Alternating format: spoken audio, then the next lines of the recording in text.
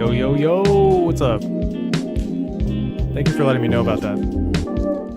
It's like a setting on the OBS that I always, that I always forget to change.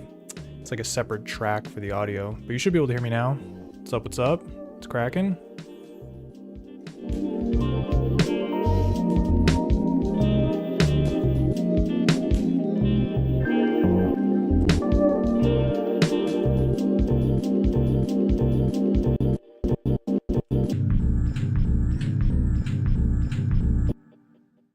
Nice. All right.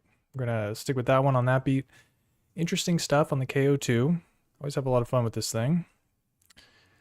Nice. Heck yeah. Yeah, thanks again for mentioning that. I always forget to toggle the switch. It's like when I'm recording videos, I have the tracks separate, but when I do the live, it all has to be one track. Easy things to forget. Pressing buttons and all that stuff. All right, let's listen to another one here before we get into some brand spanking new stuff.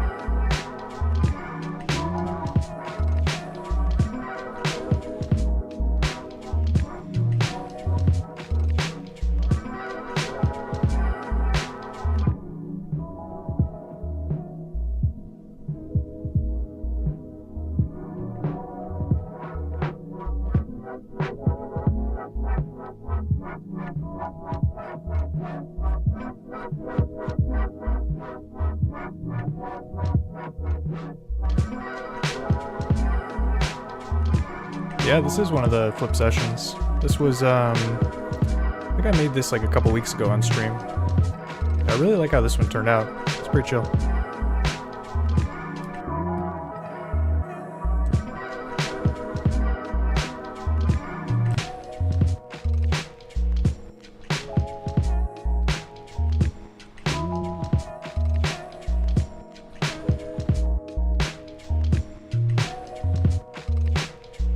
Even just the extra layers have like a nice kind of synergy to them.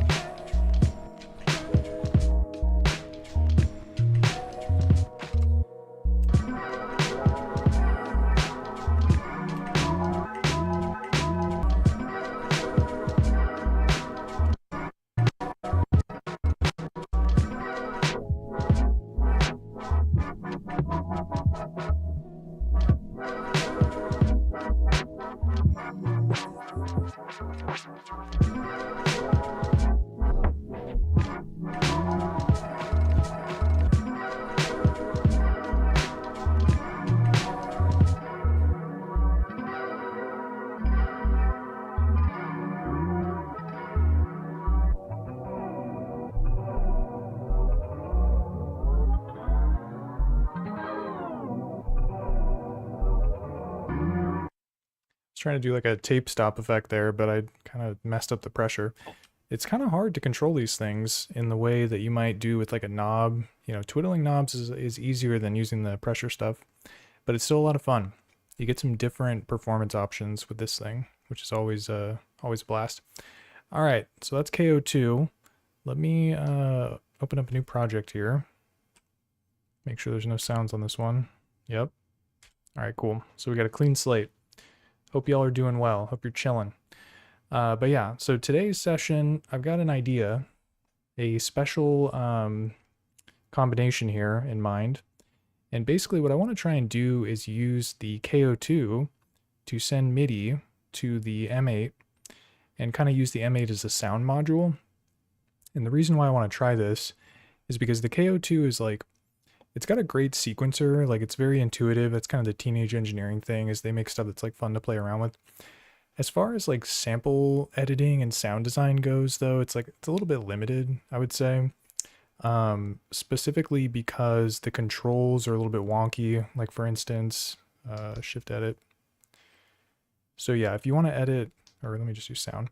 If you want to edit like the amplitude of something, you've got this like display that shows you how loud or quiet it is. And then same thing for this is pitch, but it's like, it's not semitones or anything. You're kind of just like turning this and eyeballing it basically, which, I think can be kind of a challenge if you're more familiar with like numbers and stuff like that.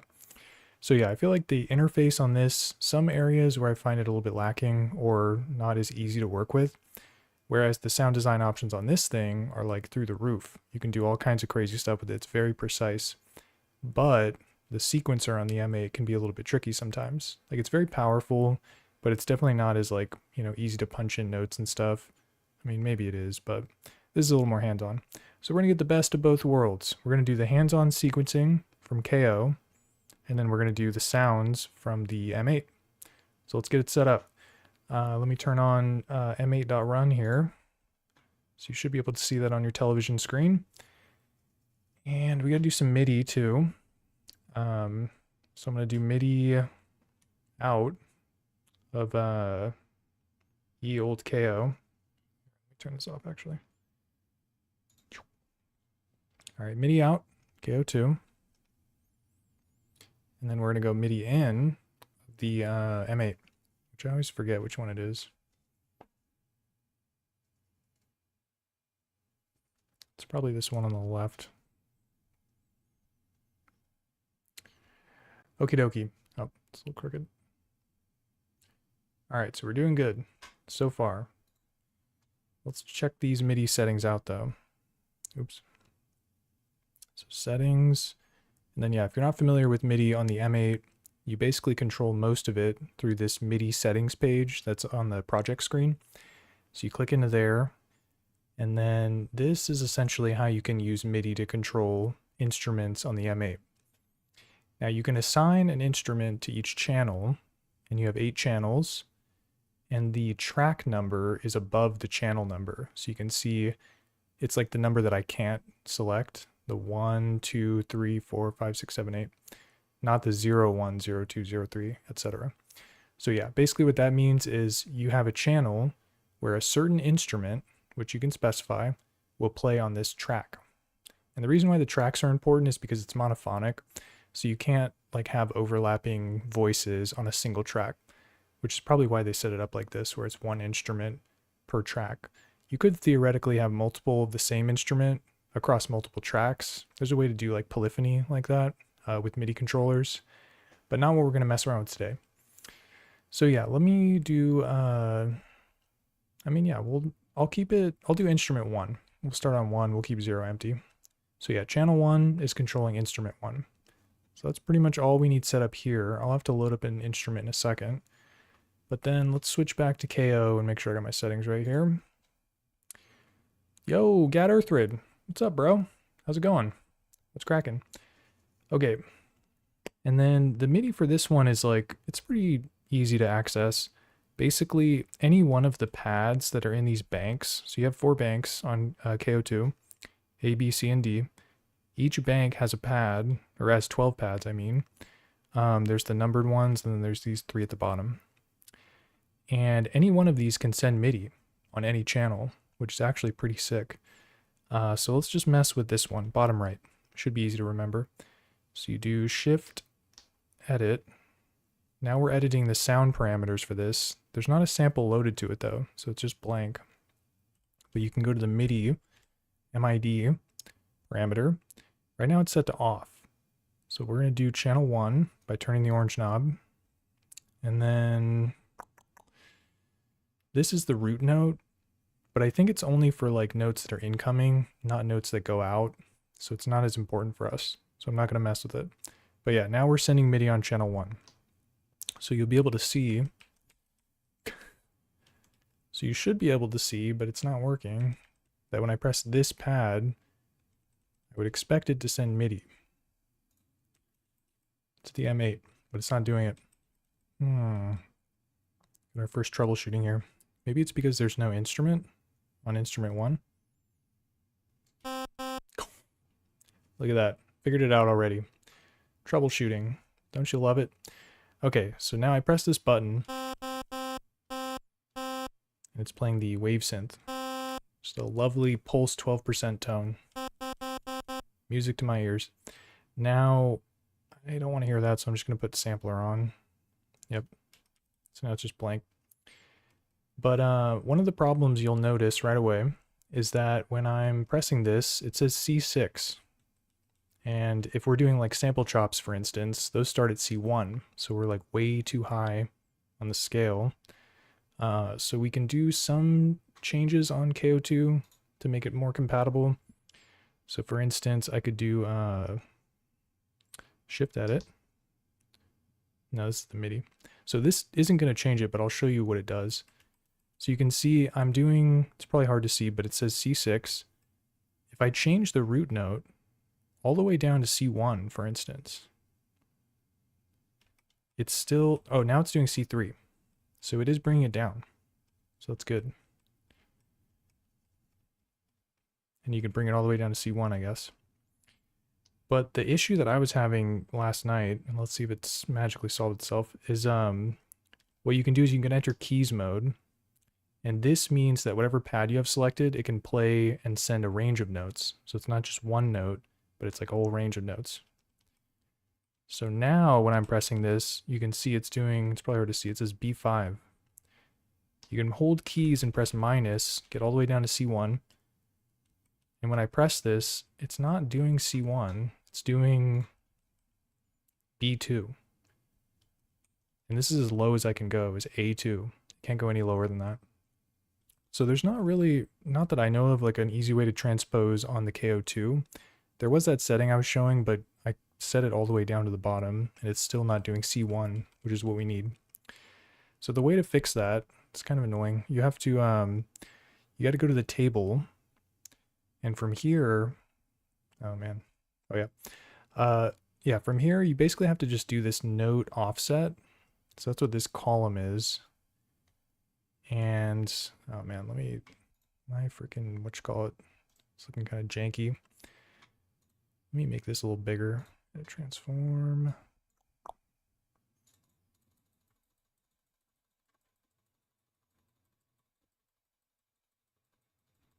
One click at a time. Okay. So maybe, yeah, there you go. Okay, so you can see the text now. So yeah, this is a note offset. So the table can basically, when you send MIDI to it, it can bring the notes up or down. So similar to transpose for the instrument. So by instrument. So what we can do is if I bring this down 12, it'll pitch it down an octave.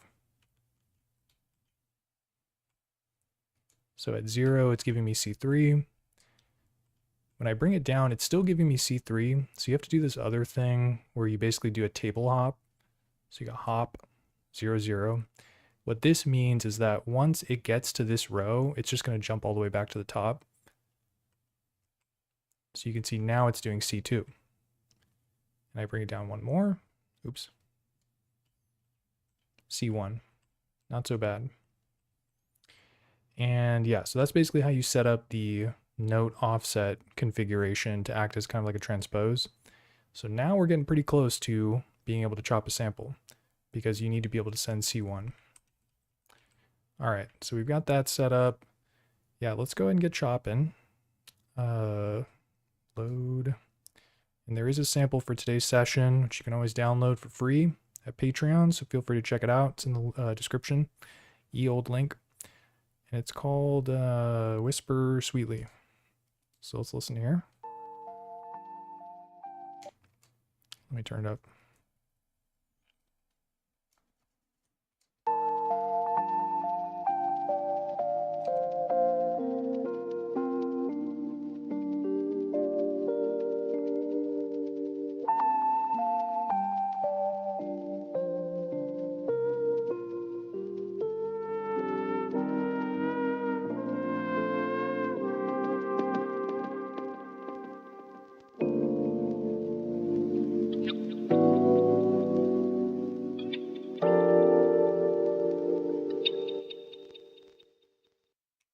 Nice. And so one of the advantages of using the MIDI connection here is that slicing on the KO2, you might be pretty limited in terms of like the number of chops you can do. Like you're basically using these 12 pads, but I could put like a ton of slices on the M8. It can do up to like 128, I'm pretty sure.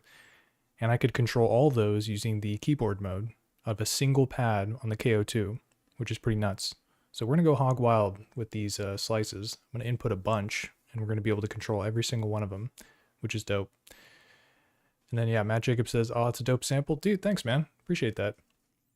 Yeah, man. Yeah, download it, cop it, flip it, do what you gotta do with it.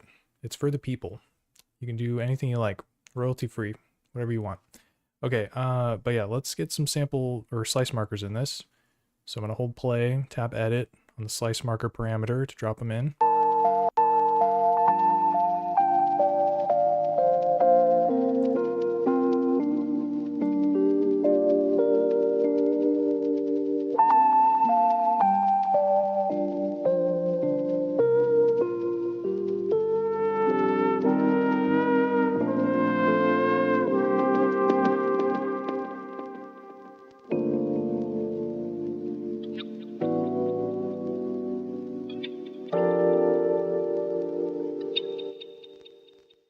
Nice. Yeah, I like those chords at the end. Okay, so I gotta fix some of these. So let's do that. Just gotta pull some back, really.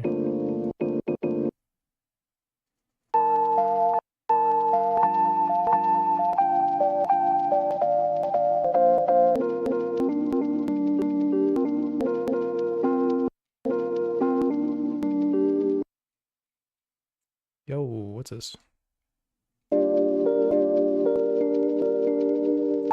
Oh yeah, this one definitely got to pull back. Look at that waveform. Look at how close we get on the M8. It's microscopic.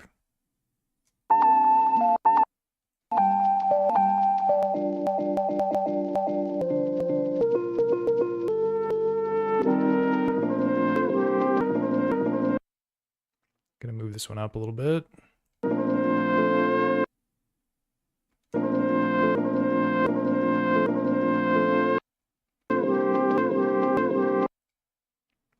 Gotta move this one up too.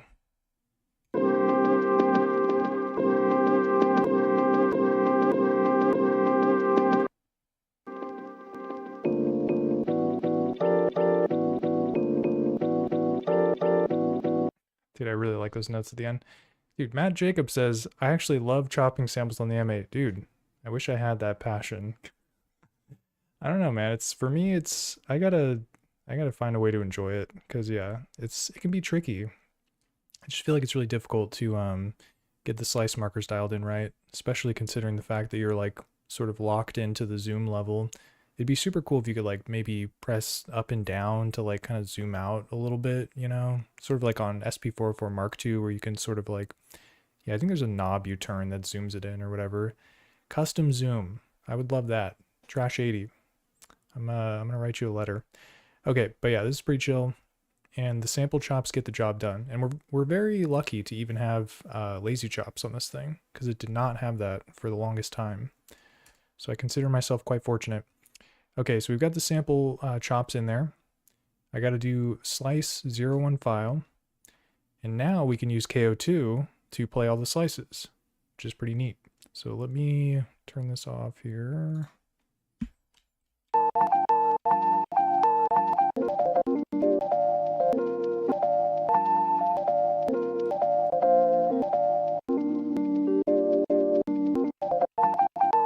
So yeah, these pads don't do anything for some reason.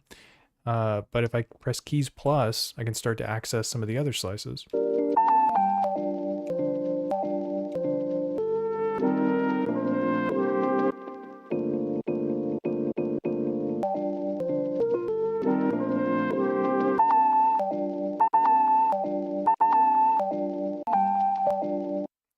Yeah, so if I was just slicing it on the KO2, I definitely would not have this big of a range of slices. It would just be the 12 pads, however I divided it up.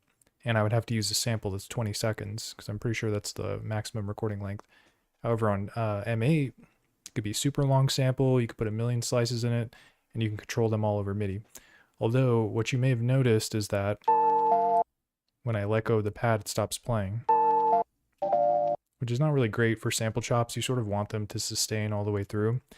There is a way to enable this, which I'm like still kind of figuring out, but let me see if I can like get it done here. Oh yeah, let me turn on m8.run. Okay, so the way to have the sample sustain all the way through, there's like kind of a janky way to do it, and then there's a less janky way to do it. The kind of janky way to do it is to do an envelope, and you can just do destination volume, max out the decay, sustain, and release.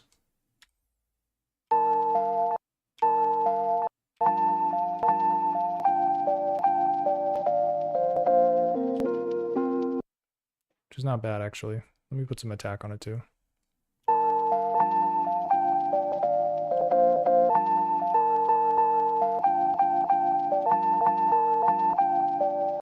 Okay, so that's one way to do it. There is another way though, if you don't want to burn an envelope, I guess. And that way is to use this like MIDI instrument thingy. Basically, there's a MIDI CC control change, I think is what that stands for, that will essentially create like infinite sustain. It'll make the note play all the way through when it receives a note for it.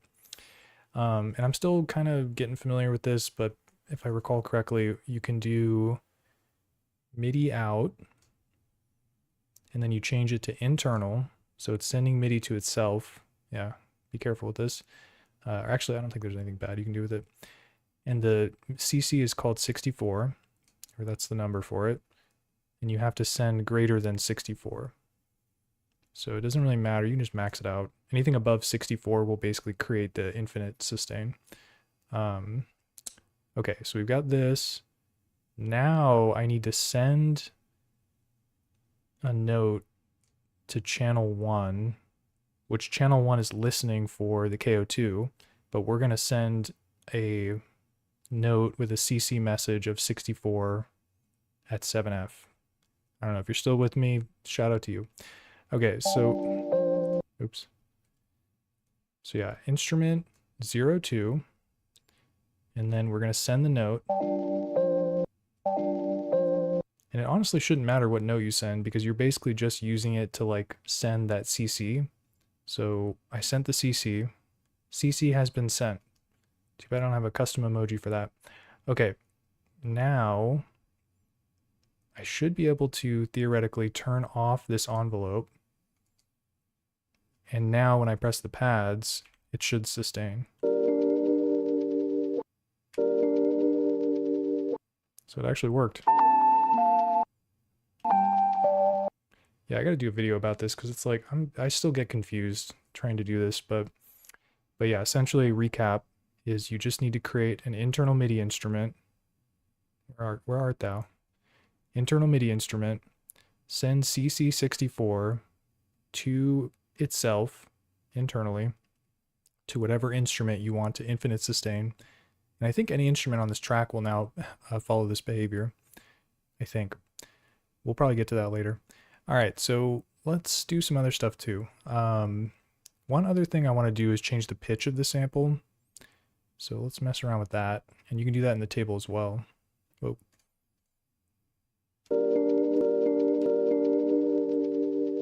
Oh yeah, that's the other weird thing about it is that it continues to like kind of play when you have that infinite sustain thing. So if you want it to stop, you just press play on M8 and then play again and it stops.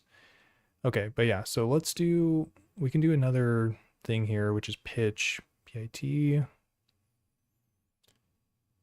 Where is it? There it is. Okay, instrument, yep. All right, and so this is a way to, because right now we have the slice 01 file set, so the notes are controlling the slices. They're not controlling the pitch of the sample.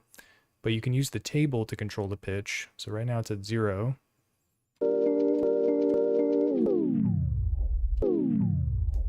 Oh crap, I have to do one other thing too. I almost forgot to do this. So I have to change the table tick. I know, this is getting very technical. I have to change the table tick to 0, 0. Table speed note increment. Basically what that means is now instead of flying through the table like it normally would, when I press buttons, it just goes one step at a time.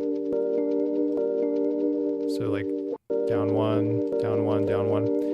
And so what that means with the pitch is that it'll just stay on the pitch.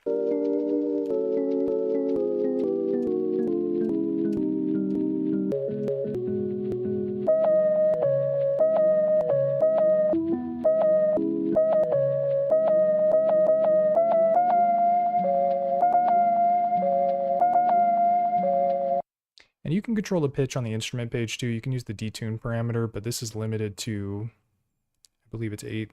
Yeah, I mean it's 80. It goes from 80 to 0, so I think it's just 8 semitones. So not the full range of notes. If you want to go beyond that, you'll have to use this like a table configuration like this. All right, we've done a lot of yapping here, so let's make a beat. I'm gonna minimize this and try and record in a sequence on the KO.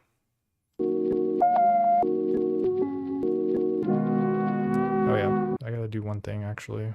You turn on the attack for the envelope.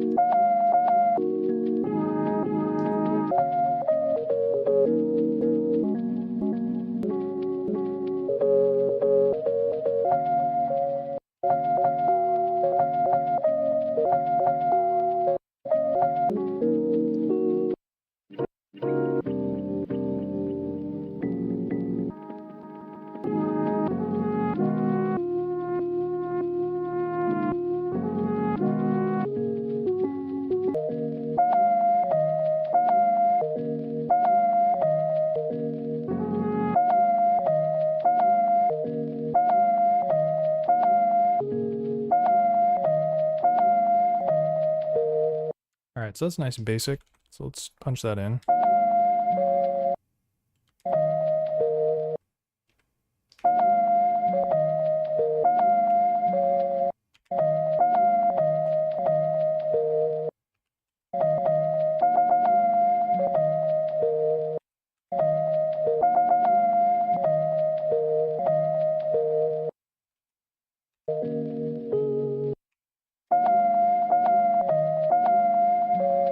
Gotta change the tempo to, bring it down to like 80 something.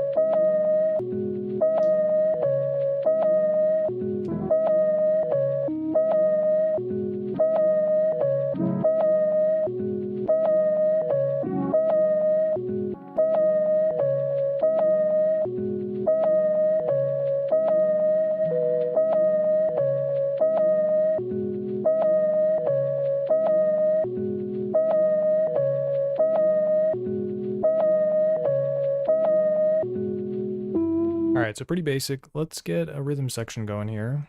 And this is like obstacle number 2. So we got to set up more MIDI. Because yeah, I want to see how many sounds I can just get out of the M8 and not rely so much on the KO2 for the sounds, even though it's a very capable sampler.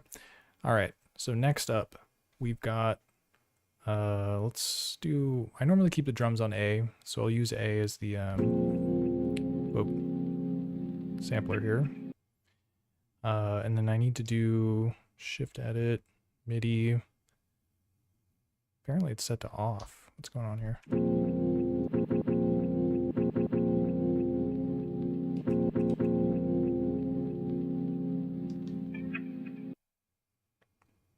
All right, well, we'll put it on channel 2 for now. Not doing anything as expected, although it is sending MIDI to M8, which is good. All right, MIDI settings. Oh yeah. So channel number 2, we'll do instrument 2. Keep it simple. Let's see, and then from here, I kind of want to do one shots. Oh wait, this is instrument 2. Let me move this. Ooh, all right. Let me like get some stuff over here. 0, 0. Yeah. Just need to change all these channels. Yeah, this MIDI stuff can get kind of tricky. Okay, so next up, instrument 0, 2. All right, so this is another kind of layer to it. And with this one, what I'm going to do is I've got this instrument that I created on M8 called MIDI module. And basically what this thing does is it has this table set up, which kind of took me a while to figure out because I'm not super savvy with the tables. But yeah, basically this table has this like note map setting to where when I push pads that are of certain notes, it'll basically trigger instruments on the M8. So it kind of allows you to use a single MIDI channel to control multiple M8 instruments, which is great for like a rhythm section because you can control a bunch of like drum one shots, but you could do a bunch of other stuff with it too. Okay, so what happens when I do this? Nothing. Oh, I know why. Okay. Keys.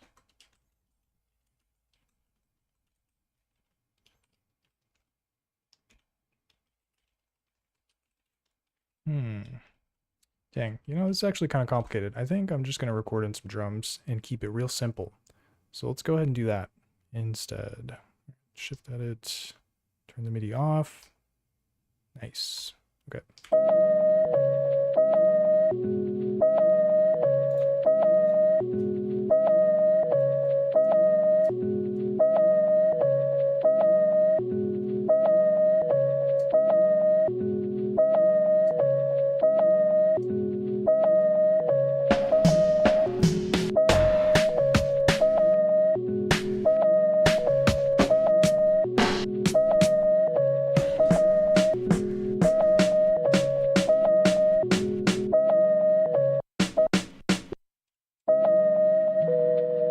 Whoops. Okay, so yeah, let's record this in shift sample or just sample. Whoops. And then let me make sure it's not in stereo. Yep, set to mono, which is good.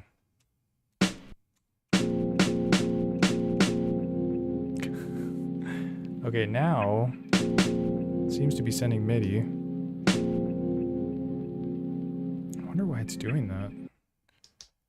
Maybe I have to set a MIDI channel for all of it.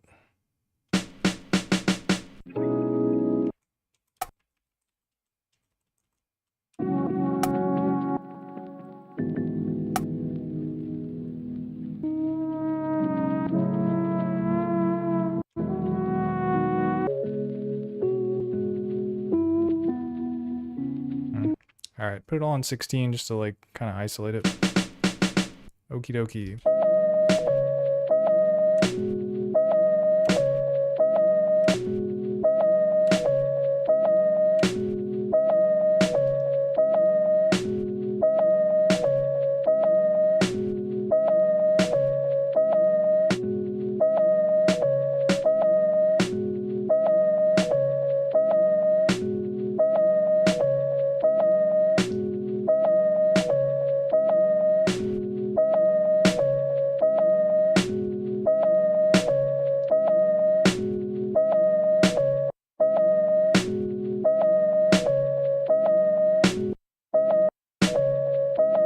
Oops, okay. So yeah, let's load up another drum sample here. Do a kick drum. Yo, Beetlejuice, what's up, man? I got the KO2 says 64 megabytes sampler. I know, it's loud and proud, 64 megabytes. It's like, come on, guys, don't you mean gigabytes?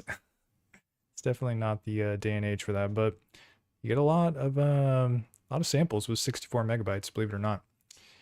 And then, yeah, PSK Lark 85 says, what's up? Dude, yeah, I can definitely let you know. This is the Dirty Wave M8. It's like a tracker, sequencer, sampler, little groove box thingy is what it is, basically. All right.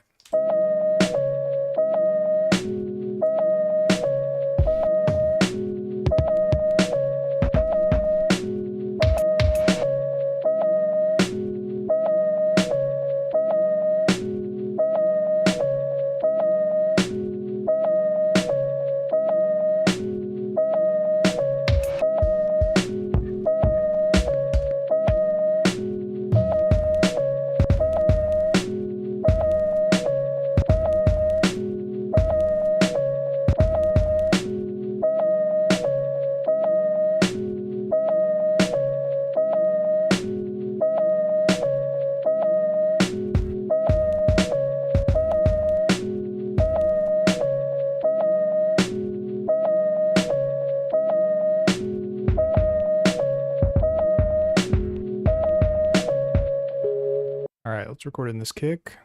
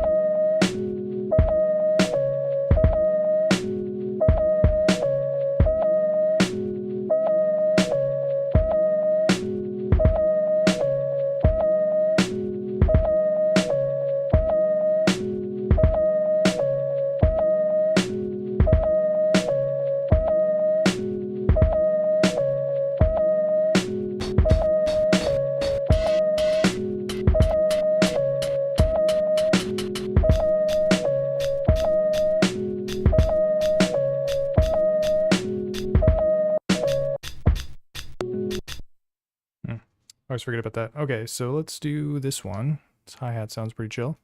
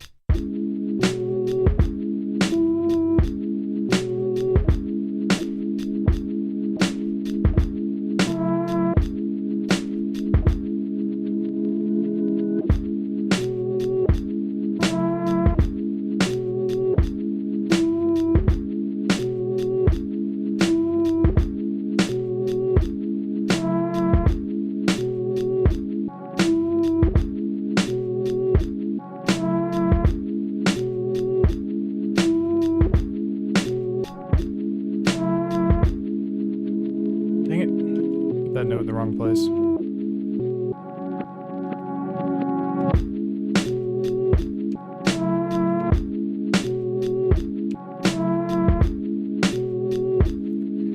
Yo, PSK Lark 85. This is the Dirty Wave M8. Let me put it in the chat. Are you talking about this, right? Little black device? Here, check it out.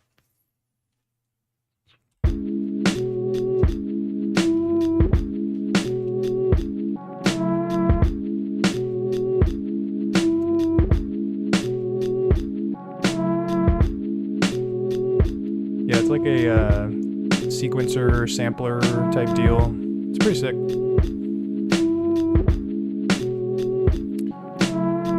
Alright, let's do some bass next.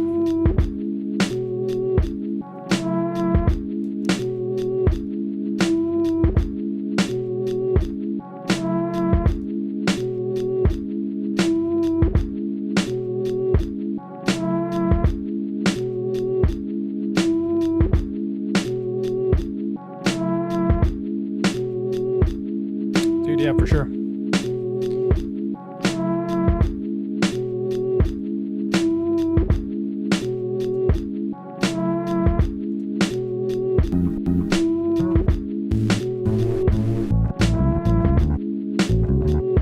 Oh, thanks, bro. Appreciate that.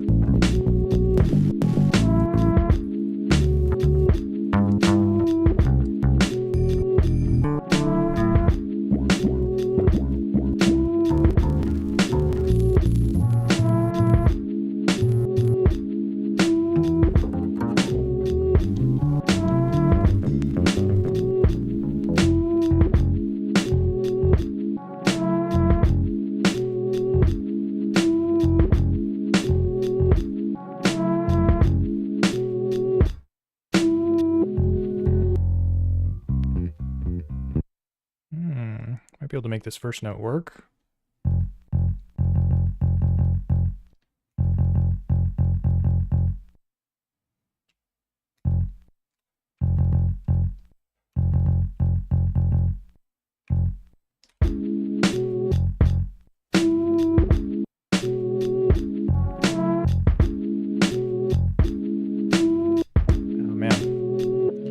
That thing where it's like sending the MIDI out for some reason.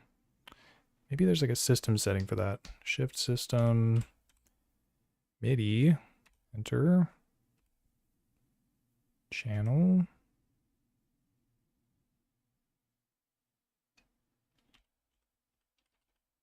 Channel 1. What does that do?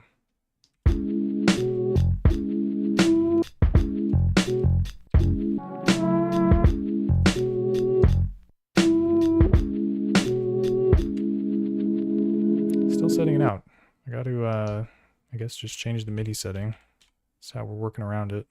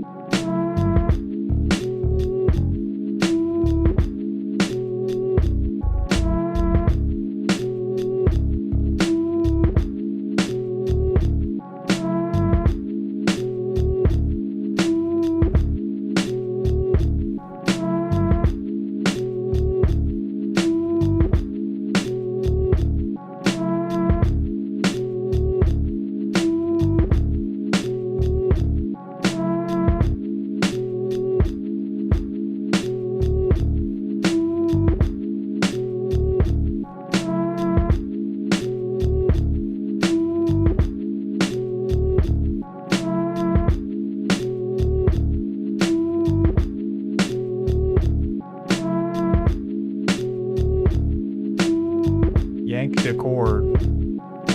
It's not a bad idea. Yeah, there's some kind of chord shenanigans going on here. I don't know what, but the MIDI is important right now because I am still using this to control the instrument on the M8. So we're Frankensteining this beat, but it's all good.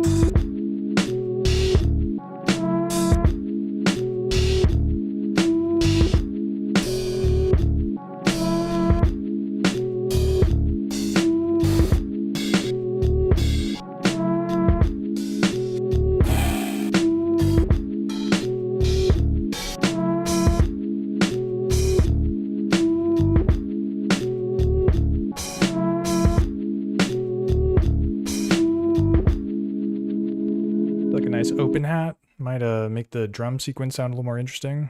So let's get that recorded in. We'll put it right, or wait, let me see. Gotta make sure I don't overwrite something that's already got something saved to it. Sounds pretty chill.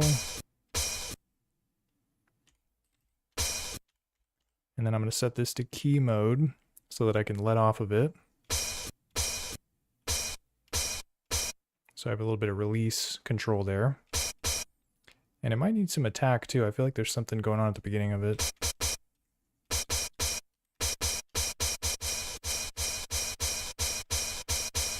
Nice. Yo, Jake Russ. What up, man? What's cracking? All right.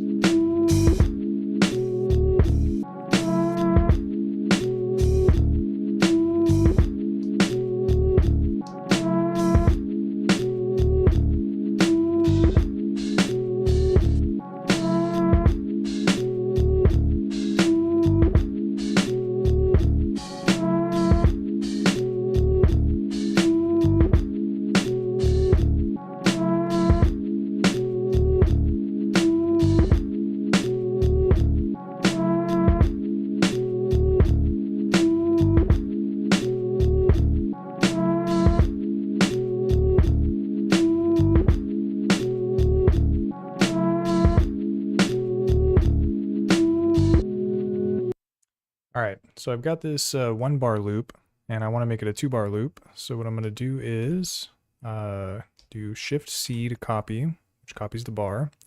And then if you hold record and press plus, it'll give you another bar. And then Shift plus to get to the second bar. There's a lot of bar talk here. And then Shift D to paste it. And then I recorded in the open hat, but I only want it on the second half of the sequence, not the first. So I'm going to delete it. There it is. Get out of here. All right, let's listen to that.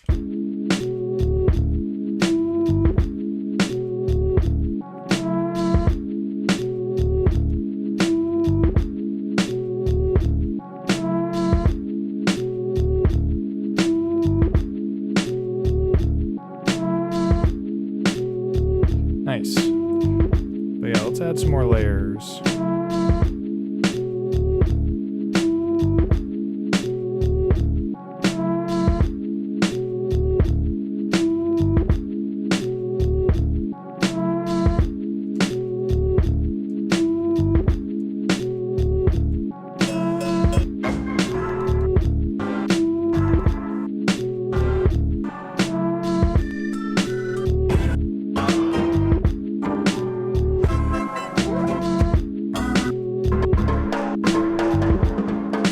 Yo, Flex Vanity. What's up, bro?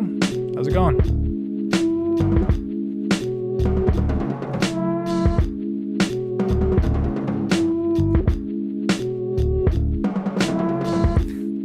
Dude, this tom roll goes hard, though.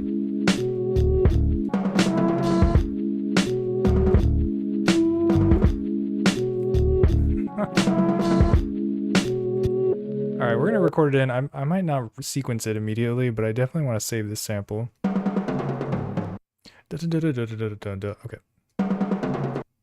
And we'll put it in top right corner here. Alright, save that for later.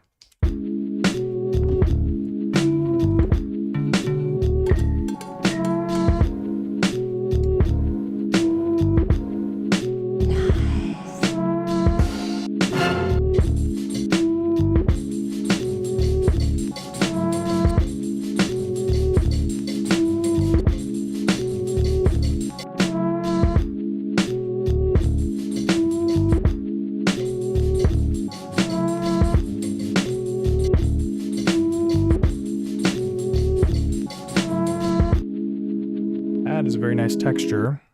We're gonna record that in. Where should I put it? Maybe on the D bank. Oh man, I gotta do this whole MIDI crap. Okay, give me 1 second here.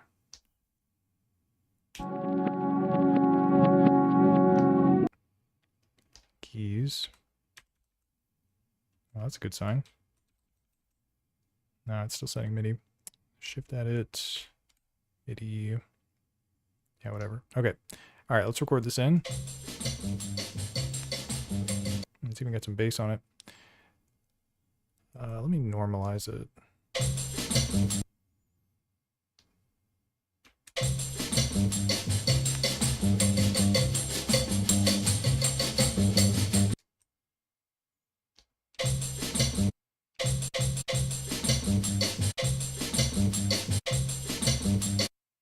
And I gotta figure out the right tempo before I get chopping. So let's do edit.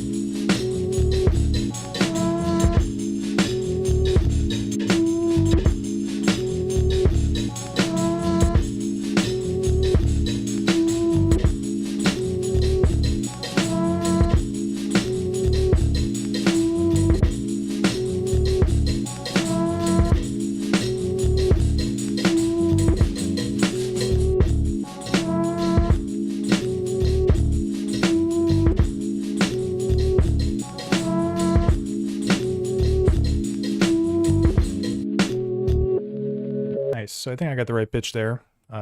Whatever that is, -1 semitone, maybe. I don't know. Teenage Engineering, tell me what pitch it is. And the volume sounds all right as well. So let's get chopping. Shift sample to chop.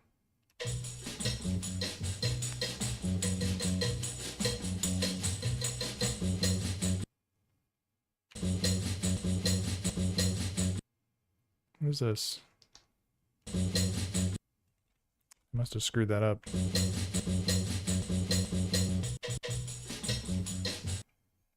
So you got to go right when you press it, I guess. Yo, Joe Y. What's up, man? Welcome.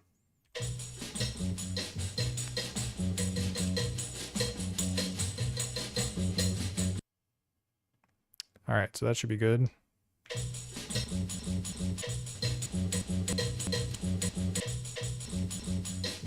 Very true, Beetlejuice. You just gotta feel it, is I bet what they would say. You shouldn't have to have numbers, even though there are some. All right. Oh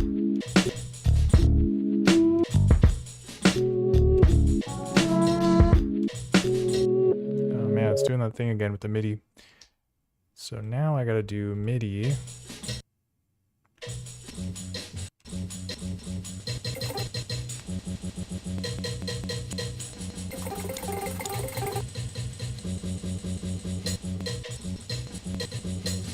All right, we're chilling.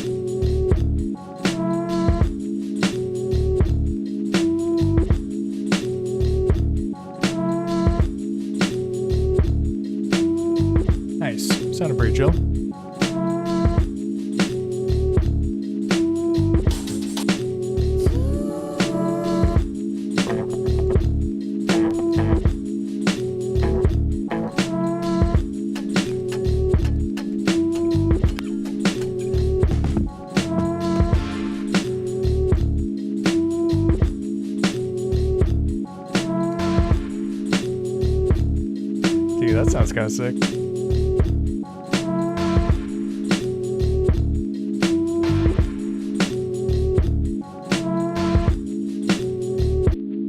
It's kind of like a nice hit.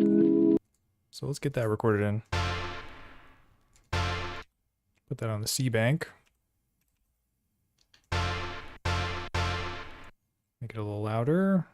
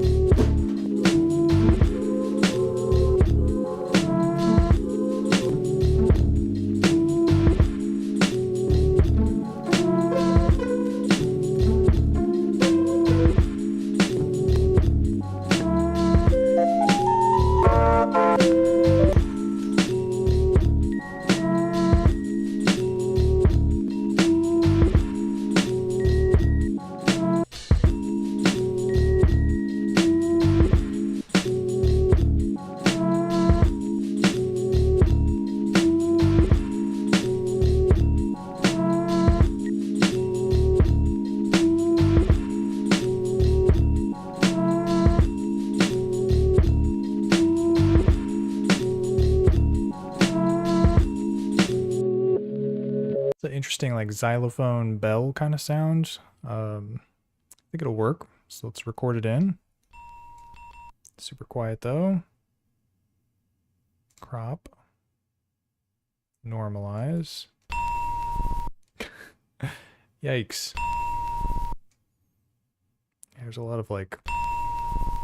We're gonna keep it in there. Roll with it. See what happens.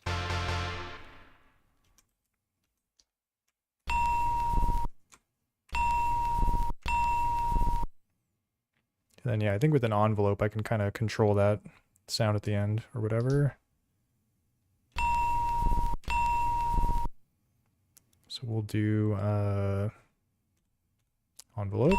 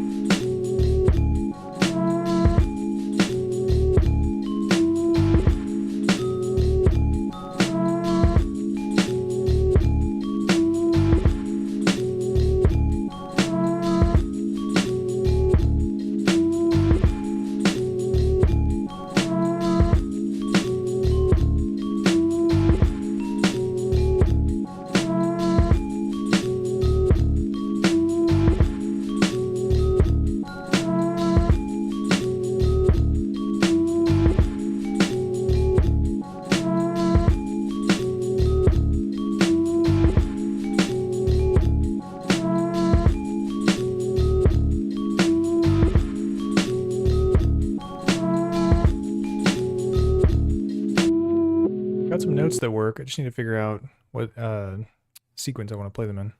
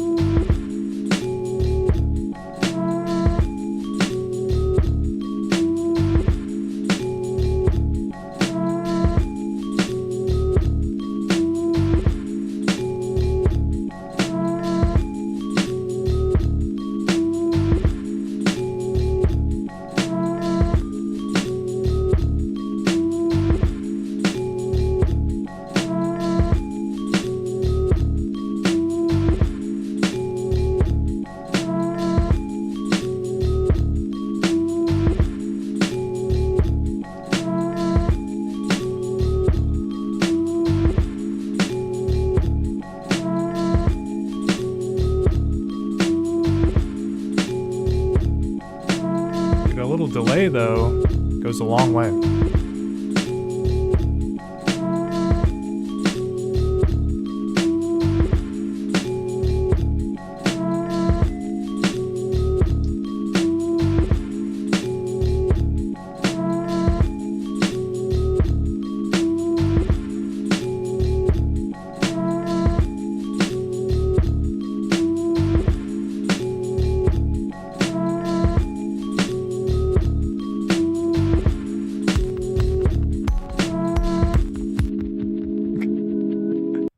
Oh man, so what I accidentally just did there is I loaded a different sample.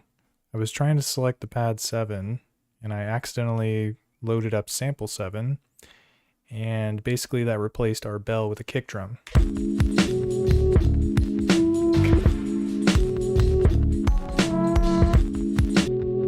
So we're going to chalk that one up to user error. I don't even know where that bell sample might be. It's going to be somewhere around here.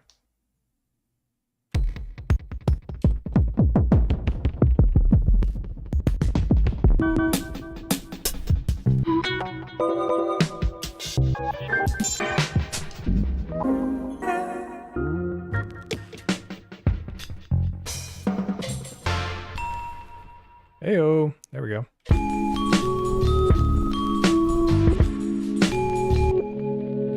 I gotta adjust all the parameters on it though, which is not a problem. As long as I found the sample, we're chilling. Okay, so shift edit, do this stupid MIDI thing, and then we'll do envelope.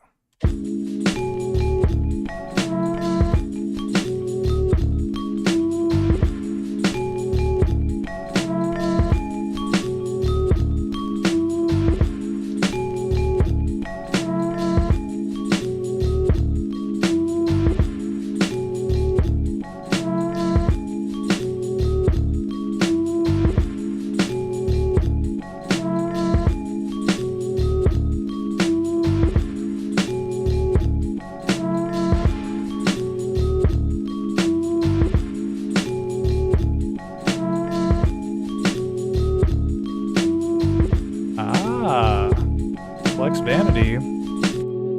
With the pro tips over here, shift plus group B is undo. Dang, that's awesome.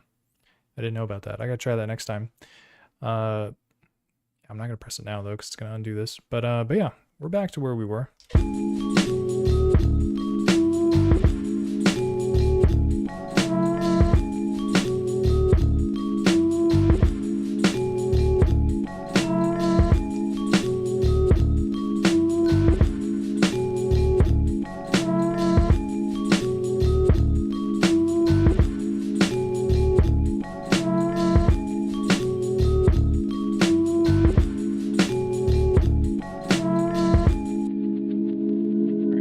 extra note in there.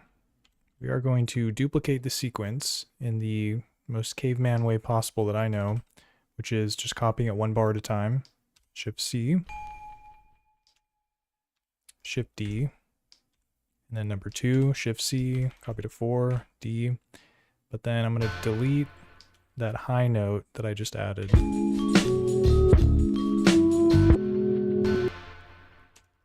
So it's just going to play the second time, which will be chill.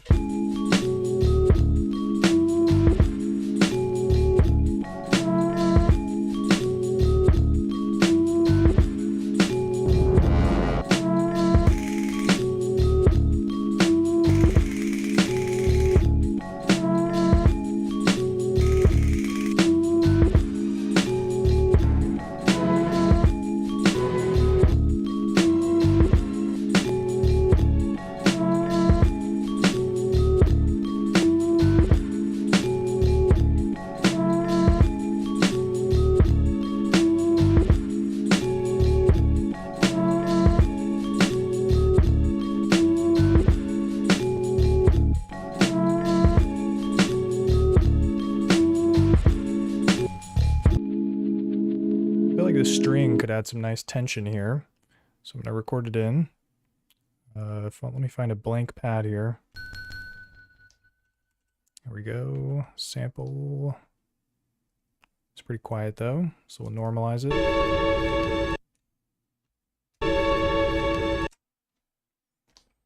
Alright, and I've never really messed around with the loop mode on the KO2, but I'm pretty sure it has one, so let's see if we can figure that out. Oh crap, I forgot. It's got the delay on it too. Let's see if that works out. But yeah, so loop mode. Let's see if I can figure this out. So you go Shift Edit. Put the MIDI channel on first. So I'm pretty sure it would be sound. So we've got one shot, key, and legato. My guess is that it would be key so that you can hold the loop. It's not going to do the one shot because it would just play forever. Trim, envelope.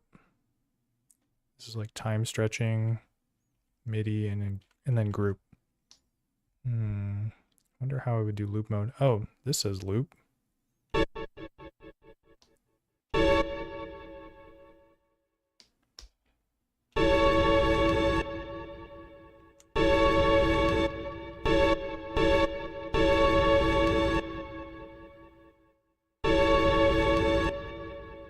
It's like, what is this even doing? So I'm holding it down. I would expect it to be looping, maybe?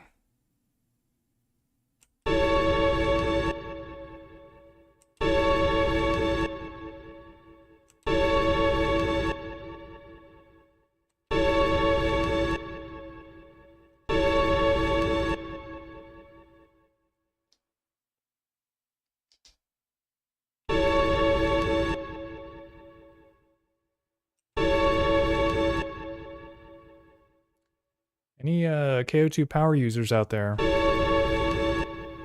How does one loop a sample?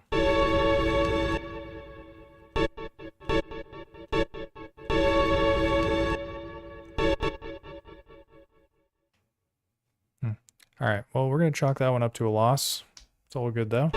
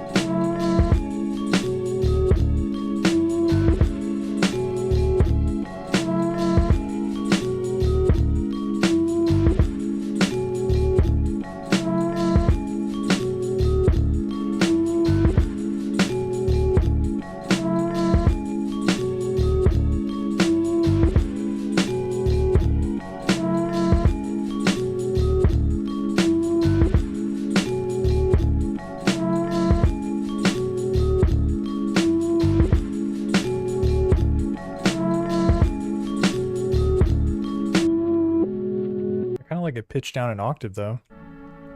It's like a low string, deeper, more powerful, even more kind of disturbed sounding.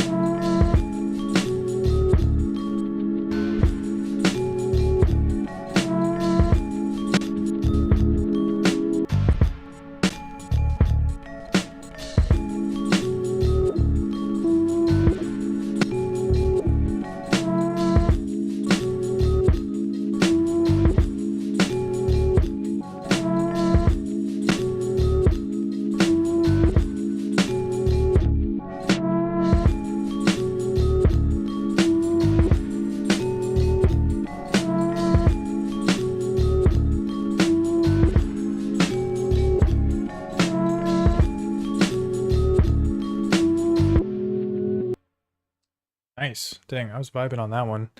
All right, we're gonna save that, keep it in the tuck, and start on a new project. So let's open something else up because I've been listening to that for a while. All right, so hold main, press our project down, P5, nice and empty. And I got some expert advice earlier from the Beetlejuice, which is to yank this cord out. And gosh darn it, that's what I'm gonna do. Because yeah, the MIDI stuff, I don't know. It's sometimes there's like a big payoff and it sounds super dope, but then other times it's like more trouble than it's worth. And I think that was the scenario tonight. All right, but yeah, there is one other mission that I wanted to go on in today's session. So we did a flip there. I want to do another flip. Here, let me do a new project here just so I can load the sample up. Because yeah, I don't know if you all are familiar or are in DiBiase's Discord, who's another beat maker, a legendary beat maker, not just a random beat maker. But yeah, so basically DiBiase has these sample flip sessions, and you can download the sample and submit a beat. I don't always submit, but I do like to mess around with the flips or the samples that he provides. So let's take a listen to the one for the most recent challenge that he's got going on right now. So I've got this thing saved somewhere here. Whereabouts? DL curated, DiBiase. Oh yeah, here we go. All right. And yeah, the person that created the sample, Taki, was very gracious to give us the stems, but I'm just going to play like the combined sample so you can hear it. Let me normalize it too.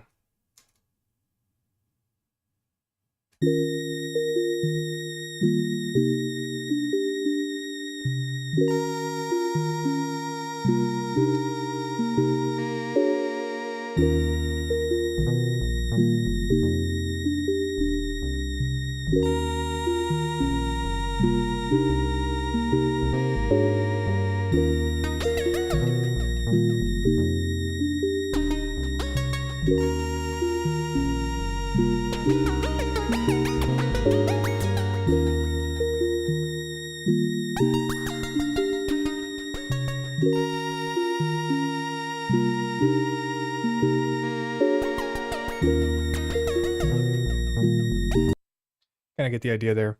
Sounds hella dope. So let's go ahead and chop it up. Or actually, first I need to record it into KO2. Because we're doing a KO2 beat, round 2. Probably pitch it up so we got more sample time there. Oh, I didn't normalize it. Whoops. One more time. No más, por favor.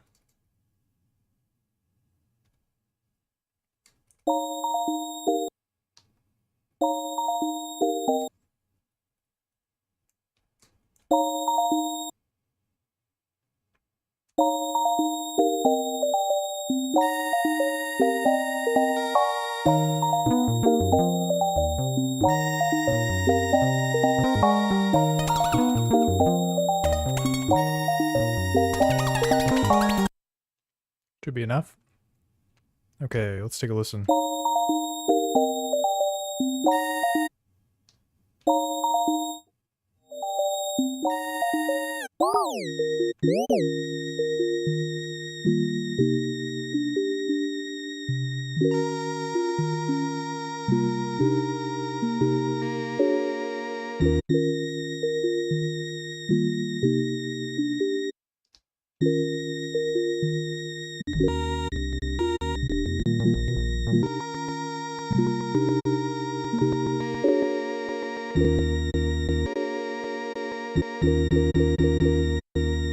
I'm gonna start it where the bass comes in, because this part's dope.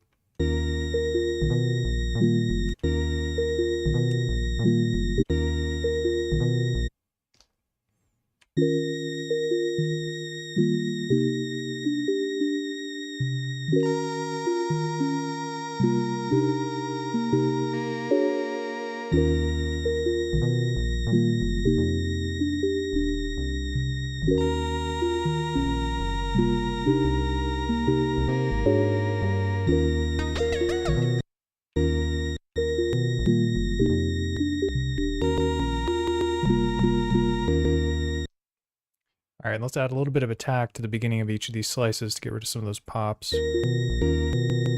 Like that one.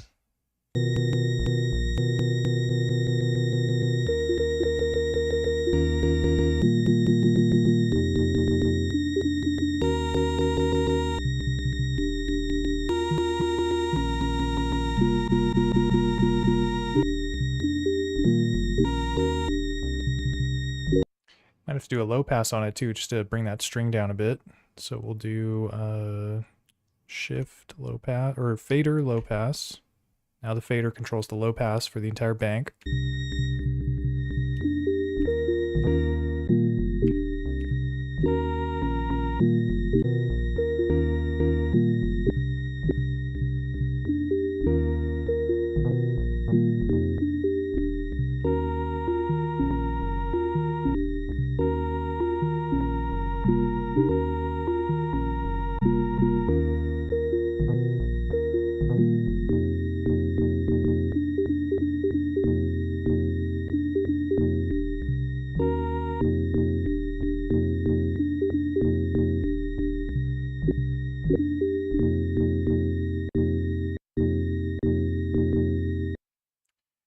kind of want to hear what it sounds like pitched down even further.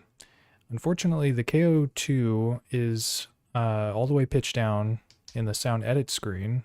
So you can change the pitch from here by turning this metronome knob. So it's all the way at the bottom, but there is another way to bring the pitch down even further, which is by holding the fader button and then doing pitch. And I think this allows you to do plus or minus 5 semitones.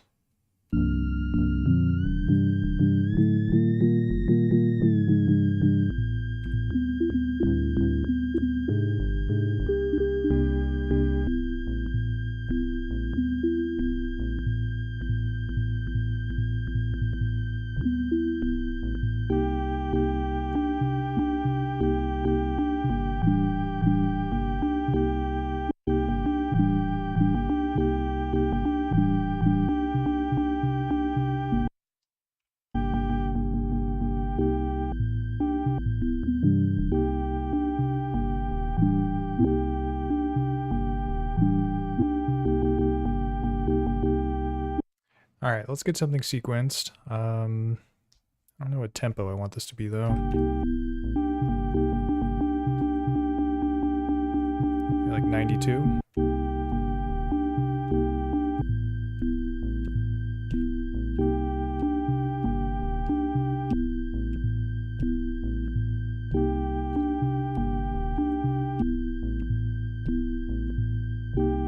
All right, that sounds pretty chill.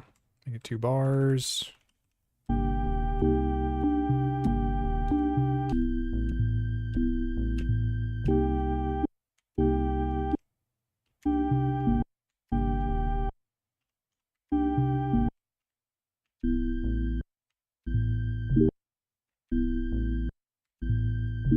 Okay, that should sound right.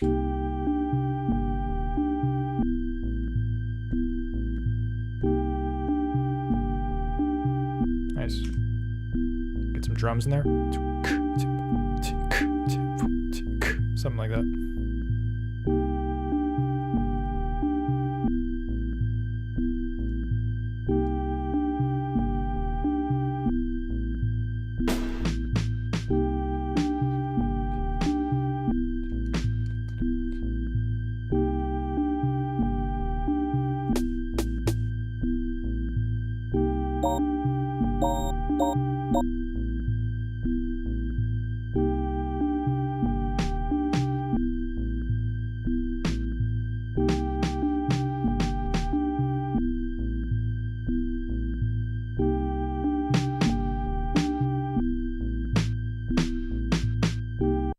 Okay, so we're gonna record this.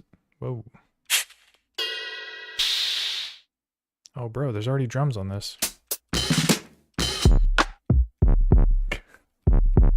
It's that 808 type, like a real beefy kick.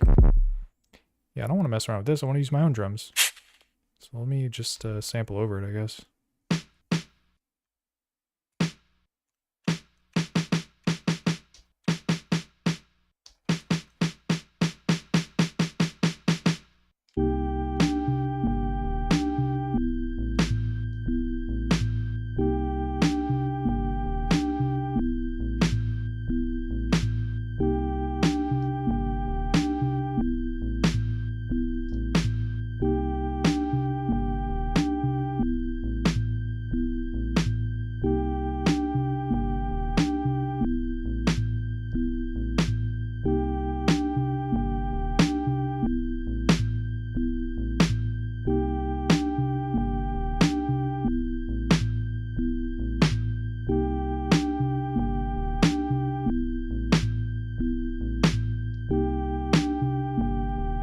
All right, let's do kick drum next.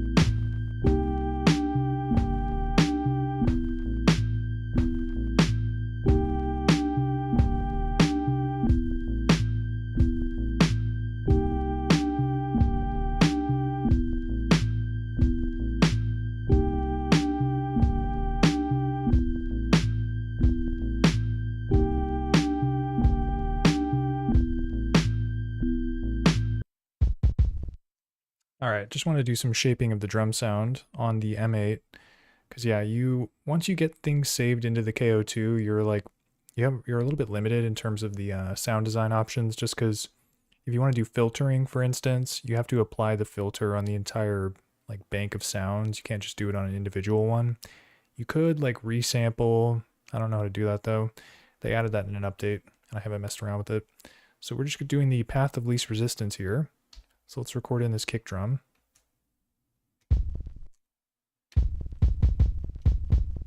Dude, this kick sounds crazy though. I'm gonna have to do an envelope on it. Let me make it louder though. How do you like cancel it? Erase? Oh shoot.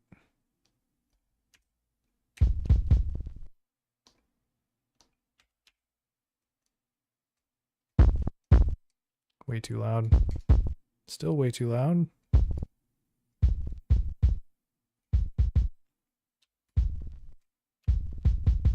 It's like the same volume. Okay. So we got the kick drum in here.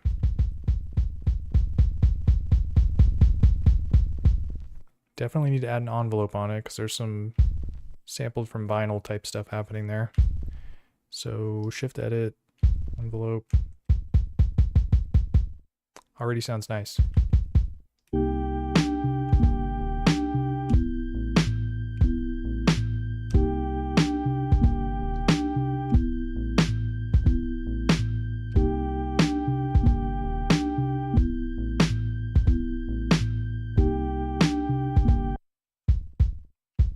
Let's make this ghost note a little quieter.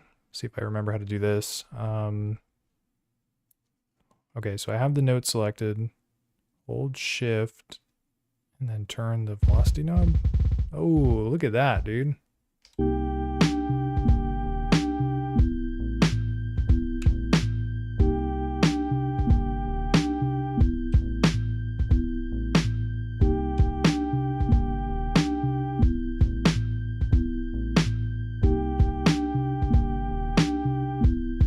All right, hi-hats next.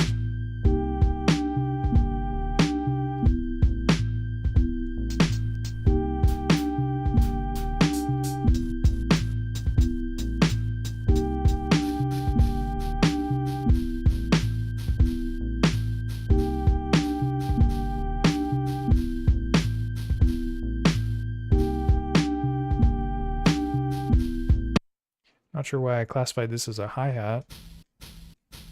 Sounds like a shaker or something. I like the sound of it though.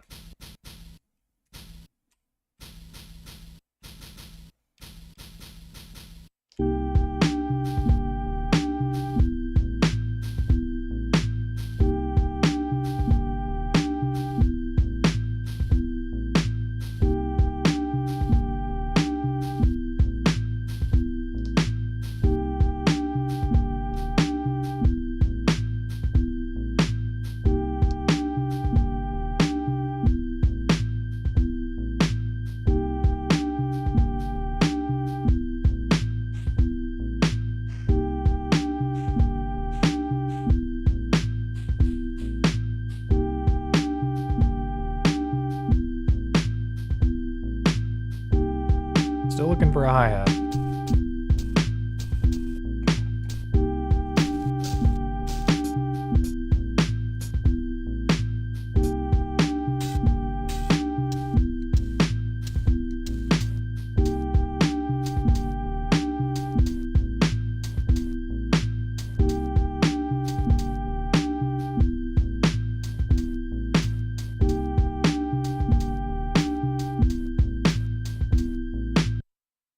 I think this one might work with an envelope.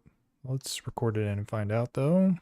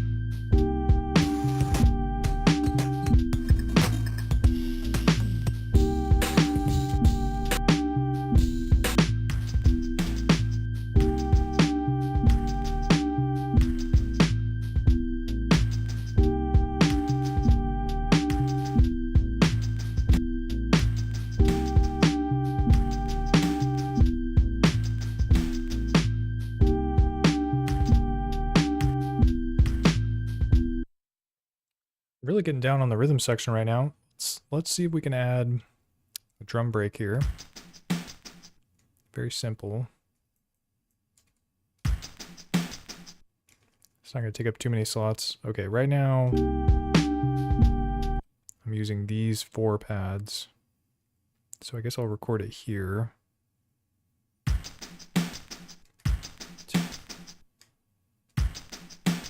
Probably do 4 slices, so 1, 2, 3, 4. That'll work.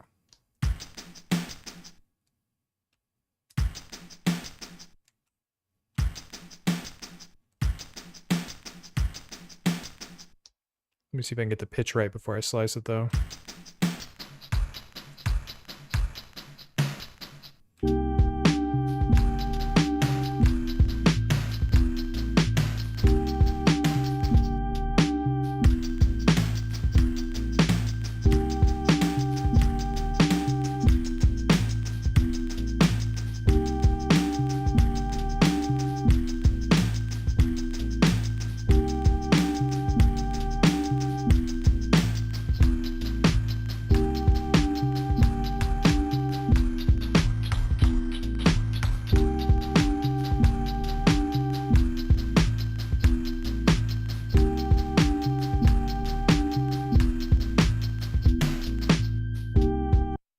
Alright, so let's chop it up. Shift sample to chop. That's the only thing though, is like once you press it, you really gotta like dial those chops in. Didn't do anything.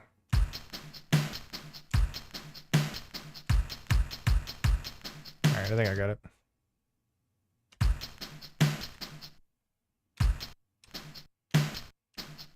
Sounds chill.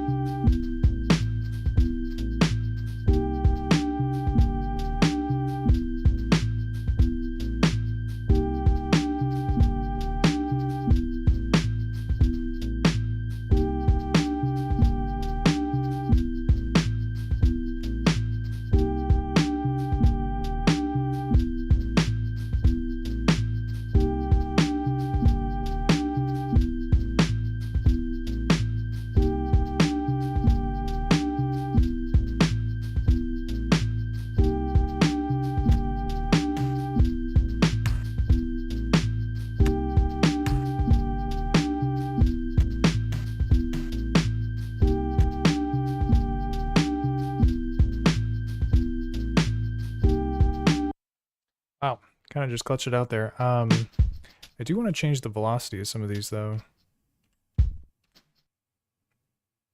Oh, you know what?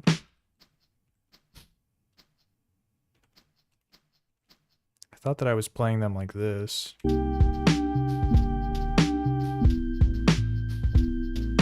I could always have this one be quieter. That seems easy. So just go to sound, edit, turn it down.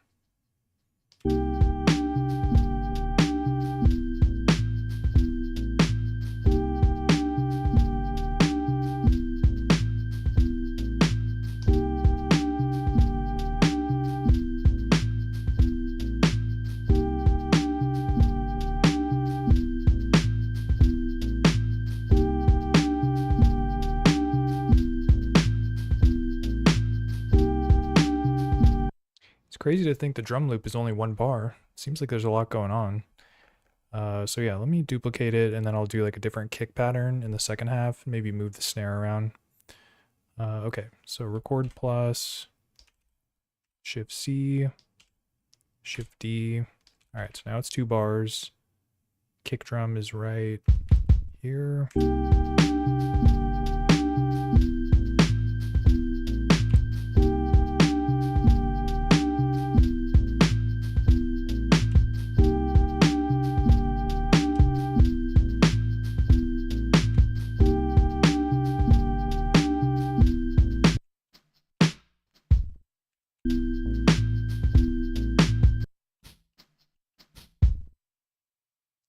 then this kick drum I want to make quieter.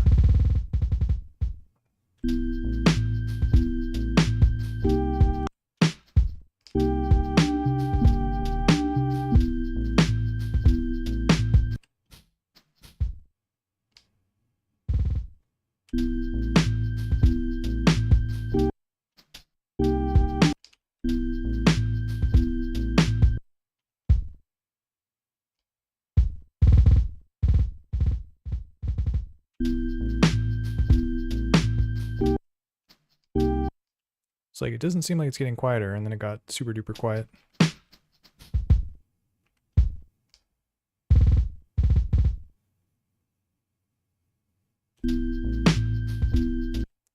Oh, that's the wrong one. Shoot, totally screwed that up.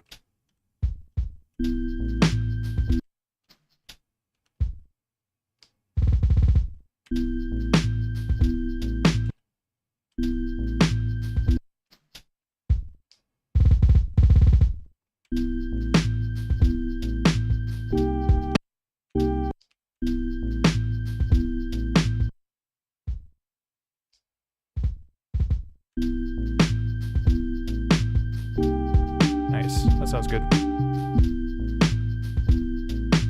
I'm gonna try and re-record the snare too, and maybe give it a little bit more of an unquantized sort of feel. Oh yeah, so I can just hold erase and hold the snare button down, which is pad 7, and then as the sequence plays, it'll remove it.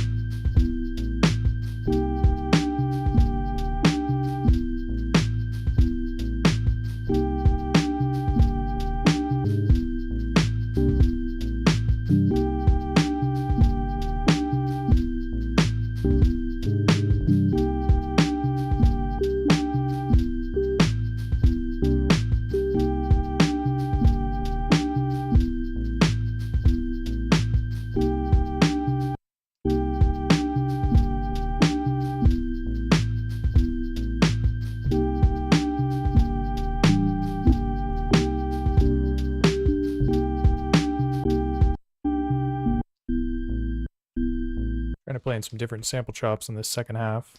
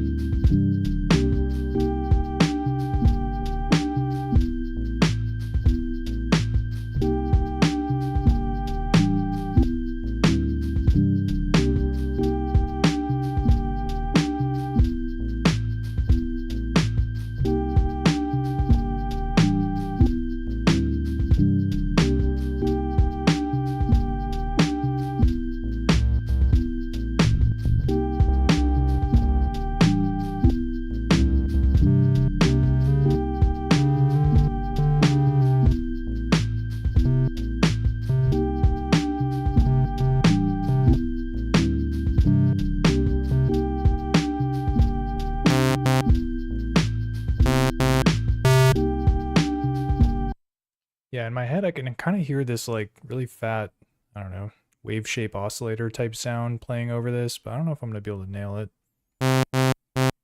Saw wave. Let's try it out. I gotta put a filter on it though, so it's not so in your face.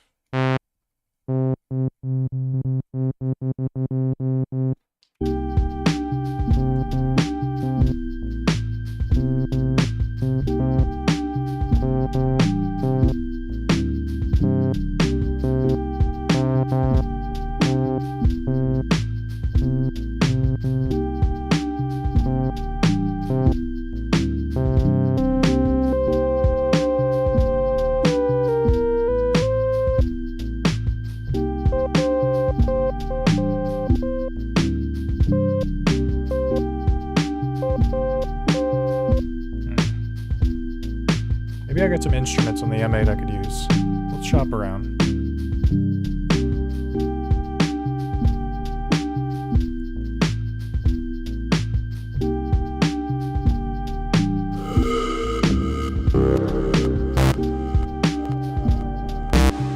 Yo, Gigi. What's up, bro? How's it going?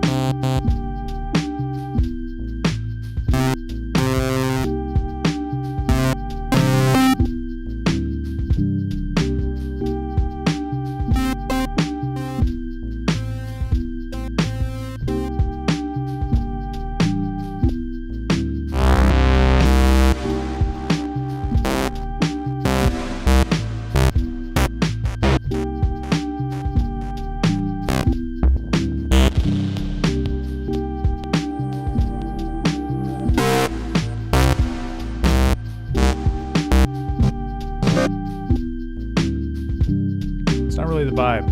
Let's keep shopping around.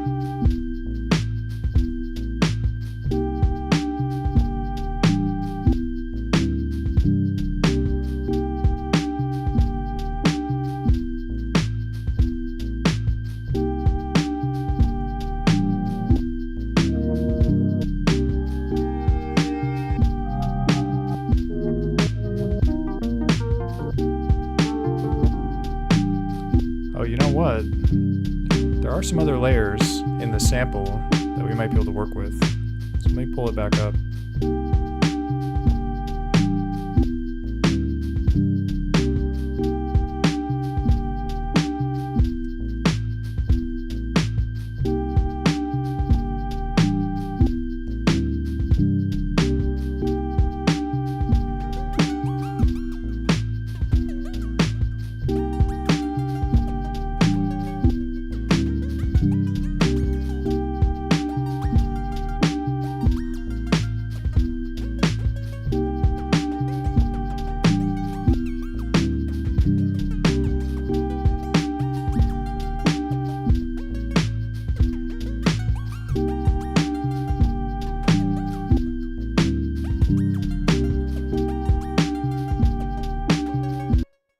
I like the sound of this part. Let's normalize it. Record that in to C. Do I have anything on here? It's got all the KO2 sounds on it. Sampling. Let's overwrite.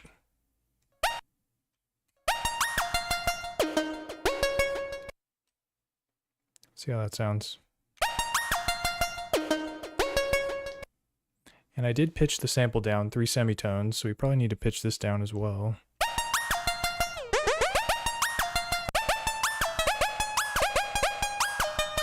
I think that's 3 semitones. I don't know. It's hard to tell with this display. Let me tell you.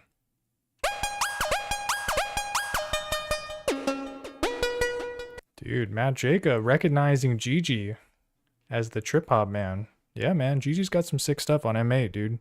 Y'all need to check that out. Down tempo, lo-fi, or trip hop, I mean. Always got the joints on there, so definitely check those out. You got cool little short videos.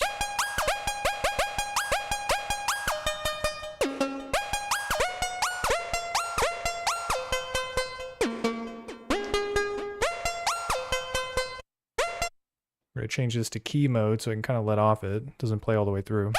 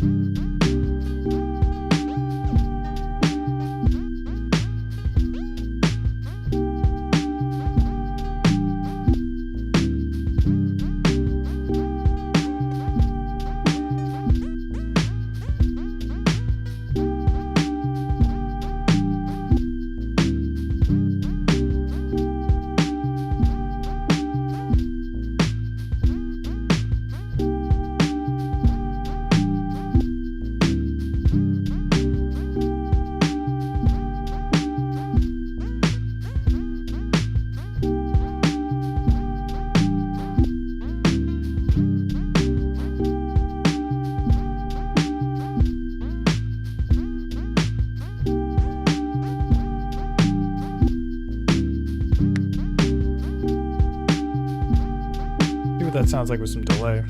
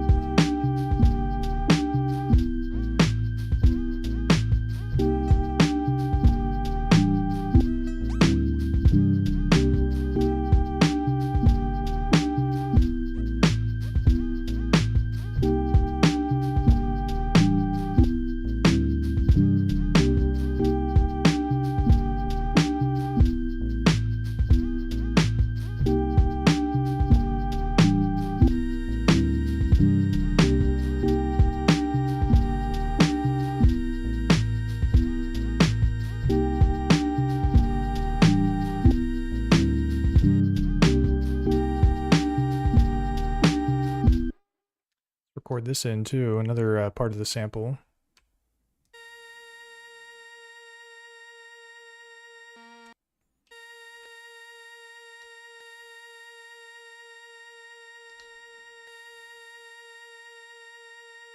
Set it to key mode.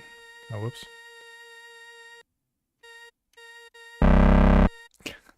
Whoops. Don't know what that was. Okay, so got it in key mode. I want to adjust the release though, so it does sustain for a bit.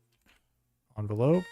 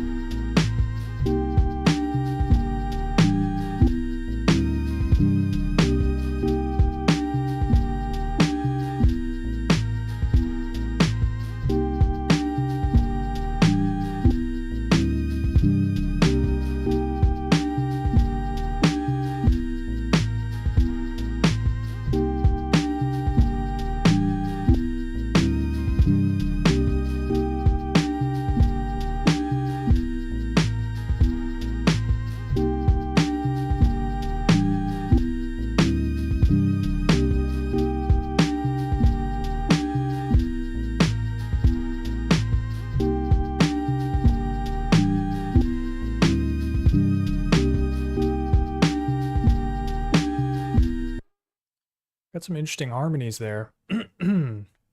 Of yeah, basically I played it down like pitched an octave. Well, I played like the main notes and then I pitched it down an octave and played additional notes that were lower.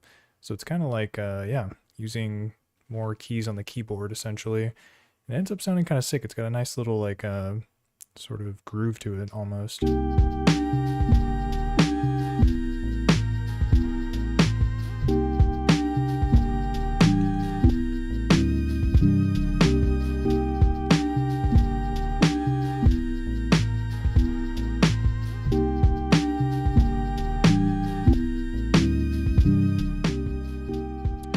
But yeah, Beetlejuice is saying, make a video how to stay in the zone. I mean, patience when making beats.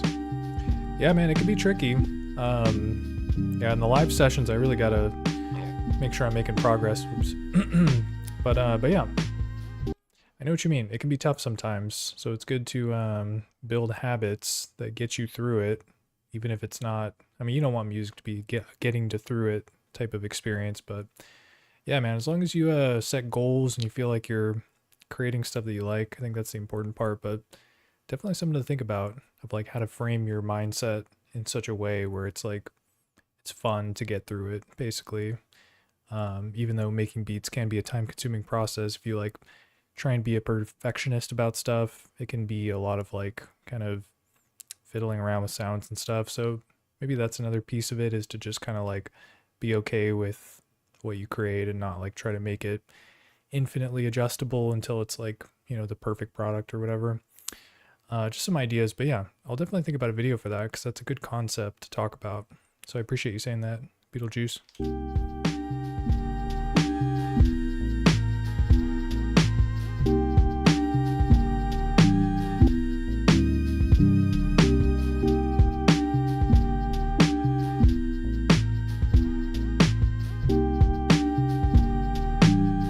Oh yeah, big time.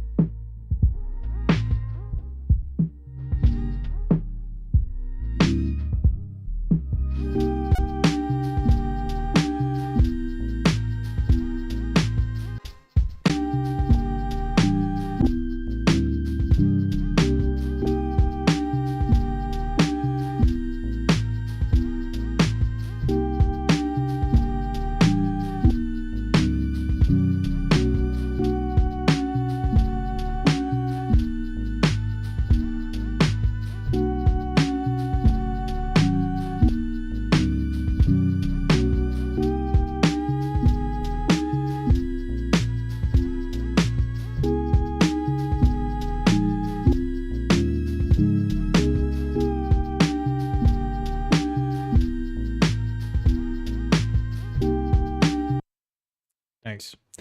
But yeah, Beetlejuice, I know what you're saying, man. Yeah, sample digging can be tough. It's always good to yeah, have access to, you know, if you're part of communities that like share samples, like as part of like sample challenge type stuff, that can be a good place to like find inspiration. It's not stuff that you're digging on your own, but you know, those curated sample packs can be an easy way to sort of like create a beat and think about something different than what you'd normally do. So that's always an option too, to try and join more communities that do like beat competition type stuff just to like get samples. In fact, that's what I'm doing right now. This beat or this sample is from the DiBiase flip session, so that's where I got these sounds from. Definitely did not create them. But yeah, AU or Ali, no, I think it's AU. It's kind of hard to read. My screen's kind of small. But yeah, Dude, KO2 is pretty sick, man. If you have questions for me about any of its capabilities or anything, yeah, AU. Got it. But yeah, if you have questions about the KO2, let me know. I can answer them for you. Maybe I can demo something if you're curious about how something works, if I know how it works, that is.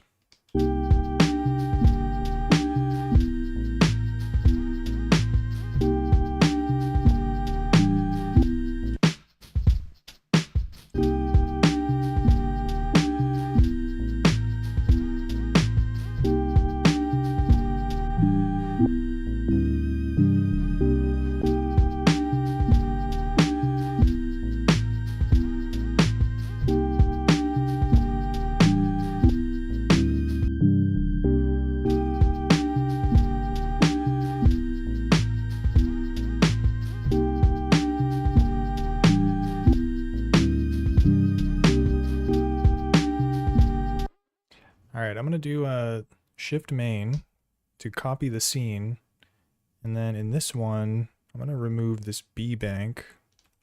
Yep. See what that sounds like.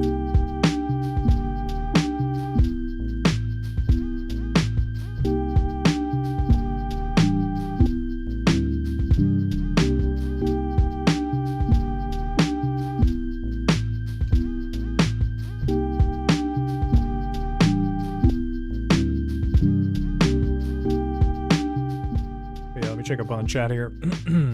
Gat Earthward says if the KO2 or if the KO 64 megabyte size was even drums only, you would spend hours trying to put together a drum kit. There's a lot of samples in here, man. 64 megabytes doesn't seem like a lot, but I think you can save like, I forget what the max is, but it's got to be like 1,000 or 500 or something like that. It's like a crazy number. So you can definitely save a lot in here. And then AU says, I'm completely new to sampling, so I was looking for something beginner friendly. Yeah, man, this thing, it is quick to use, so it does have that kind of like beginner aspect to it. But what you're really lacking on this thing is like a detailed display to show you information about the samples. So for instance, this display, you've got the numbers, and then when you're controlling things like the levels, you have to rely on these like kind of visual indicators, which are sort of like knobs turning basically. It could be a little tough though. So I would say for a beginner, this thing, you might find it easy in some ways, but challenging in others. I don't know if you've ever used like Koala Sampler, but that's like a really good way to kind of like get into sampling and not have to pay for like expensive hardware or anything, because it's like a pretty cheap app on your phone. Which, yeah, it's on your phone, so it's not like a dedicated piece of gear or whatever, but it can teach you a lot about sampling too and give you kind of a framework for how to utilize devices like this once you get to the point where you want to start using hardware. So yeah, Koala Sampler is always something I recommend. And then yeah, this thing, yeah, I would say it is beginner friendly in a sense, but again, there are certain limitations with it, like the way it displays information, which can make it a little bit challenging to use, as opposed to something like this, where it's like super duper detailed about, you know, every little thing you're doing or whatever. And you get that kind of stuff from like modern MPCs too. Anything with a detailed display is going to be easier to use because of the fact that you can see more information and access it and stuff like that. But yeah, and then Beetlejuice saying, is TEKO about the sample rate as usual? Is the TEKO about the sample rate as usual? I think it does 41 kilohertz maybe, or maybe, I don't think it's 48 kilohertz. I think it is 41. So it's not like super lo-fi or anything like with the P6, for instance, where you'd get those grittier kind of textures with the 14 kilohertz and that sort of thing. Yeah, this thing is, I would consider it hi-fi, I believe. And then Gat Earthred says, having rails and a process to follow start to finish is helpful. Definitely. Yeah. Make sure you know what you want to do and how you want to do it. Usually with me, it's like chop the sample, add the drums, do a bass line, try to do a couple more layers, and then I'll get to a point where I'm just like, okay, I feel like I've done enough. Something cool about the M8, here, let me turn the M8 screen on. Yeah, something really cool about this is that it literally only has 8 tracks, 8 voices of polyphony. So once you fill these 8 up, you're pretty much good. Like that's usually where I call it in terms of making a beat. Once I've got the 8 tracks on here, I'm just like, all right, that's that. Let's move on to something else. So having a limited number of tracks to work with can be helpful in finishing stuff too, because you kind of like get to the point where you're, done, quote unquote, or where everything's full. I mean, you could resample and like add an infinite number of layers technically, but at a certain point you kind of just want to call it. So I think that's a good thing to call out, Gat Earthrid. Nice. But yeah, this beat is coming out pretty chill. Yeah, dude, limitations can be helpful because once you hit them, you can move on, find something else to create, which is cool.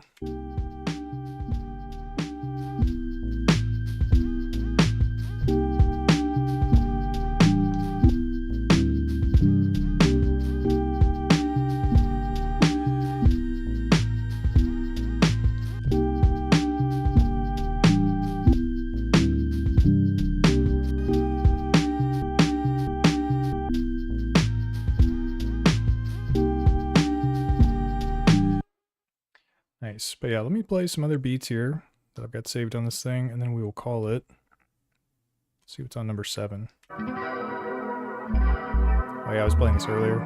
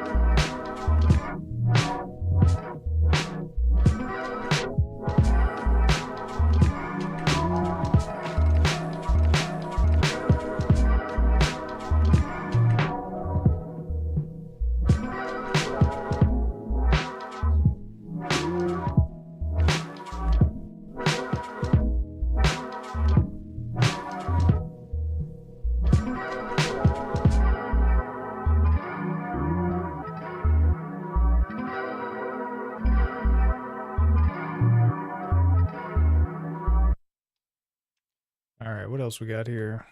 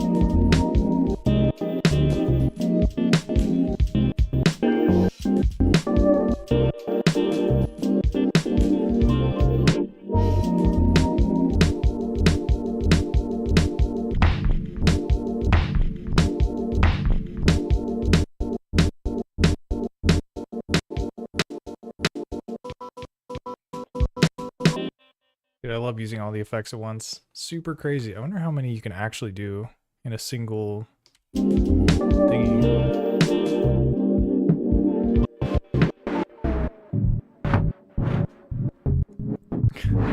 It's like I just don't have enough fingers for all this.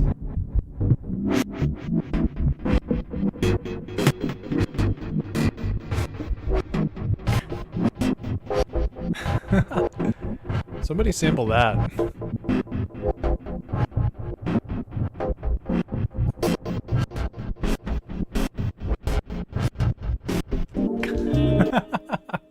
Yeah, just like sparks. Yeah, let's not do that. Dude, that's so crazy that you can literally do all of them. I'm pretty sure that was every single one. Or I forget what these do. Maybe if I go like this.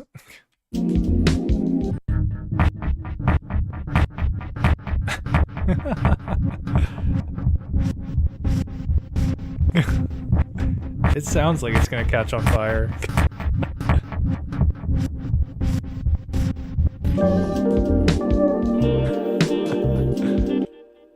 That is one thing I'll give Teenage Engineering. I freaking love these punch-in effects. It's just so fun to like, it mangles the sound in like really weird ways and stuff. Yeah, dude, straight up, man. Do what you gotta do. FX overload for sure. Yeah, it's like its pulse. It's the thread of life that lives within the KO2. But I'm not gonna wax poetic for the rest of the night. I think this is probably the point where I'm gonna call it. Because yeah, I made a couple beats, got to do some MIDI experiments. I don't know if anyone was here at the beginning. I think Matt Jacob was. Saw the disaster that was trying to control this thing with this thing over MIDI. Not an enjoyable experience. Probably not gonna try and do that again. But I did get a beat done like that, so that was chill. But yeah, I think at this point I'm gonna call it. So yeah, keep an eye out for my next video, which will be coming out at the end of the week, or the weekend, I should say. It's on Sunday that I normally drop those. And yeah, I will say though, if there's anyone out there that has a Lo-Fi 12 XT, I got some advice for you, which is to get tapped in with Sonicware. If you're not following them on social media or whatever, you should definitely do that, because they have an announcement they're going to make very soon about the Lo-Fi 12 XT. I can't share any more information, so I'm just going to say that. But yeah, if you got a Lo-Fi 12 XT, definitely check them out. Stay tuned, because there's some cool stuff happening there. That's it for this one, though. But yeah, appreciate y'all sticking around, rocking out with me. Big shout out to the folks blowing up the chat. Beetlejuice, Matt Jacob, Flex Vanity, all the rest of y'all. Hope to catch you on the next one, but until then, peace.